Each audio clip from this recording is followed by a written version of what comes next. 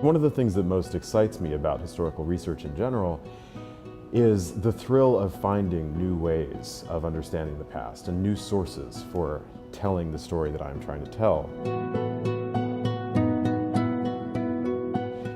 There's nothing like opening up a long forgotten closet and finding a cache of documents that nobody has looked at for decades, or reading a seemingly banal government file that turns out to be full of state secrets and intrigue. And one of the things that I most enjoy about teaching African history and being in the classroom is the thrill of telling stories.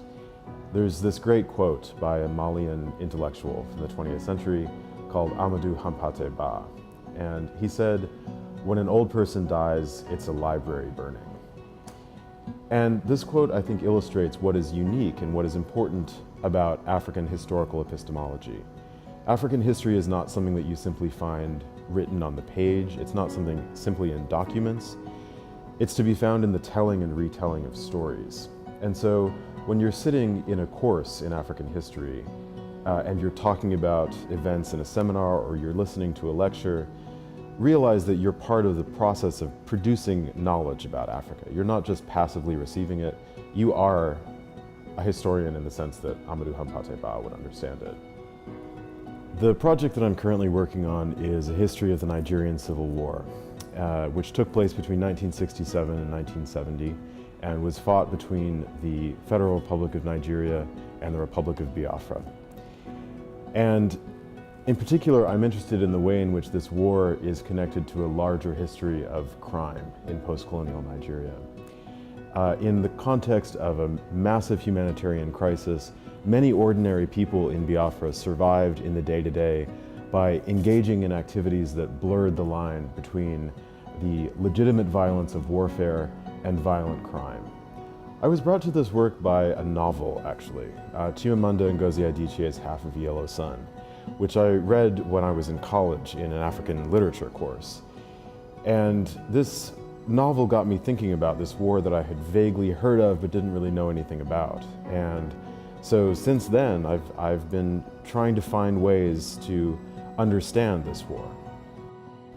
So a major or minor in African and African American studies at Duke will provide you with a portable set of skills that you can use whether or not you decide to continue your study of Africa and the African diaspora beyond your time here at Duke. So in my own courses, for example, we spend a lot of time thinking not only about what happened in the past, but how we know that to be true and what kinds of evidence we can mobilize in crafting a narrative.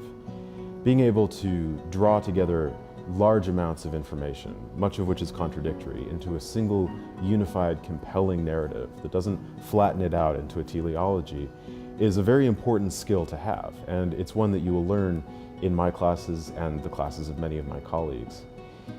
In African studies, we also spend a lot of time thinking about processes of effacement and elision, and what is left out of history and how does that happen. We also think about how to triangulate what we don't know from what we do know. And all those things are very valuable skills in whatever career path you choose to pursue. It's also worth noting that the world that we inhabit is very profoundly marked by events in the African past. Those include both events that took place in deep historical time and more recent ones, things like the transatlantic slave trade, the history of European colonialism.